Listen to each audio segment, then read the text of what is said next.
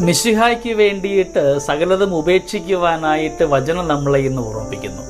ലൂക്കായുടെ സുവിശേഷം 14-ാം അധ്യായം 25 മുതലുള്ള തിരുവചന ഭാഗം. പിതാവിനെയും മാതാവിനെയും ഭാര്യയെയും മക്കളെയും സഹോദരങ്ങളെയും ഒക്കെ ഉപേക്ഷിക്കണമെന്നാണ് വചനം നമ്മളെ ഇന്ന് ഓർമ്മിപ്പിക്കുന്നത്.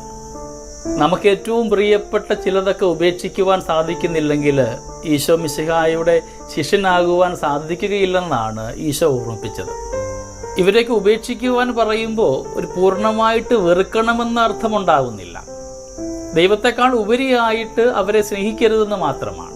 അല്ലെങ്കിൽ ഈശോയുടെ സ്നേഹമായിരിക്കണം കൂടുതലുണ്ടാവേണ്ടത്. നാം ഇവരെയൊക്കെ സ്നേഹിക്കുമ്പോഴും ദൈവത്തെ സ്നേഹിക്കുന്നതിനേക്കാൾ അല്പം കുറഞ്ഞ സ്നേഹം മാത്രമേ ഇവരോട് കാണിക്കാവൂ. അതായത് എല്ലാറ്റിലും ഉപരിയായിട്ട് ദൈവത്തെ സ്നേഹിക്കണമെന്ന്. നാമൊക്കെ ദൈവത്തെ സ്നേഹിക്കുന്നുവെന്ന് പറയുമ്പോഴും ക്രിസ്തീയമായ മൂല്യങ്ങൾക്ക് സ്ഥാനം കൊടുക്കാതെ, ദൈവികമായ കർമ്മങ്ങൾക്കിടം കൊടുക്കാതെ ഒരിക്കലും നമുക്ക് ദൈവത്തെ എല്ലാറ്റിനും ഉപരിയായിട്ട് സ്നേഹിക്കുവാനും സാധിക്കുകയില്ല.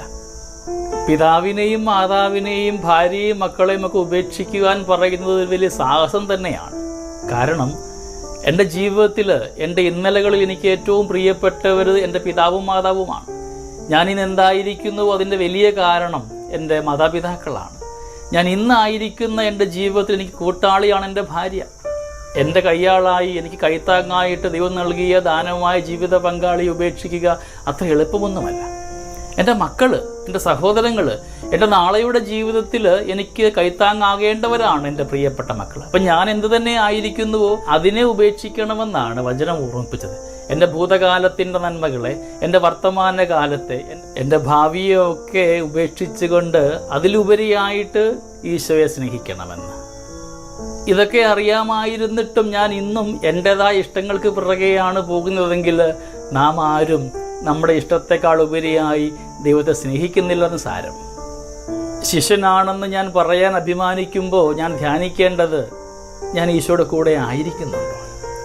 അവൻ്റെ ചാര അണയാൻ വേണ്ടി പരിശ്രമിക്കുന്നുണ്ടോ? അവൻ്റെ കൂടെ ആയിരുന്നു കൊണ്ട് അവൻ്റെ ചാര അണയുമ്പോൾ മാത്രമാണ് ഞാൻ ശിഷ്യനാണെന്ന് പറയുവാനായിട്ട് എനിക്ക് അവകാശമുണ്ടാവുകയുള്ളൂ. നാമൊക്കെ സ്നേഹിക്കുന്നവരോടൊത്ത് കൂടുതൽ സമയം ചെലവഴിക്കുവാൻ നാമൊക്കെ ആഗ്രഹിക്കാറുണ്ട്. നമ്മുടെയൊക്കെ സ്നേഹത്തിൻ്റെ അളവുകോലാണ് നാം ആ വ്യക്തിയോടുകൂടെ ആയിരിക്കുന്ന സമയത്തിൻ്റെ ദൈർഘ്യം. ദൈവത്തോട് എത്രമാത്രം അടുത്തിരിക്കുന്നുവോ അതാണ് എൻ്റെ ദൈവവുമായിട്ടുള്ള എൻ്റെ സ്നേഹത്തിൻ്റെ അളവുകോൽ. നാമൊക്കെ മൊബൈൽ ഉപയോഗിക്കുന്നവരാണ്. ഓരോ പ്രഭാതത്തിലും വാട്സപ്പ് തുറക്കുമ്പോൾ ഏറ്റവും ആദ്യം ഞാൻ പരതുന്നത് ആരുടെ വാട്സപ്പിന് വേണ്ടിയിട്ടാണ്? എൻ്റെ സായാഹ്നത്തിൽ ഞാൻ കിടക്കുന്നതിന് മുമ്പായിട്ട് ആരുടെ ശബ്ദം കേൾക്കുവാൻ ഞാൻ ആഗ്രഹിക്കാറുള്ളത്? ഞാൻ ആരുടെ കൂടെ ഏറ്റവും അടുത്തിടപഴകണമെന്നാണ് ആഗ്രഹിക്കുന്നത്? നാമൊക്കെ സ്നേഹിക്കുന്നവരോട് നാം ഒരുപാട് അടുത്തിടപഴകാൻ ആഗ്രഹിക്കുന്നുണ്ടെങ്കിൽ അതിൻ്റെ അർത്ഥം എൻ്റെ മനസ്സിൽ ഒരുപാട് ഇടമുണ്ടെന്ന് തന്നെയാണ്. എല്ലാറ്റിനും ഉപരിയായിട്ട് ഒരുപാട് സഹനവും ത്യാഗവും എടുത്തൊക്കെ ഞാനത് ചെയ്യുന്നുണ്ടെങ്കിൽ ഓർത്തുകൊള്ളുക, നമുക്കൊരുപാട് ഇഷ്ടമുണ്ട് അവിടെ. ഇന്ന് ദൈവം ചോദിക്കുന്നു, നിനക്ക് നിൻ്റെ ദൈവത്തോട് എത്രമാത്രം ഇഷ്ടമുണ്ട്? എല്ലാറ്റിലും ഉപരിയായിട്ട് അവനെ സ്നേഹിക്കുവാൻ നിനക്ക് സാധിക്കുന്നുണ്ടോ? ദൈവം അനുഗ്രഹിക്കട്ടെ. നമ്മുടെ കർത്താവ് ഈശോ മിശിഹായുടെ കൃപയും പിതാവായ ദൈവത്തിൻ്റെ സ്നേഹവും പരിശുദ്ധാത്മാവിൻ്റെ സഹവാസവും നമ്മുടെ കൂടെ എന്നും ഉണ്ടായിരിക്കട്ടെ, ഇപ്പോഴും എപ്പോഴും എന്നേക്കും. ആമേൻ.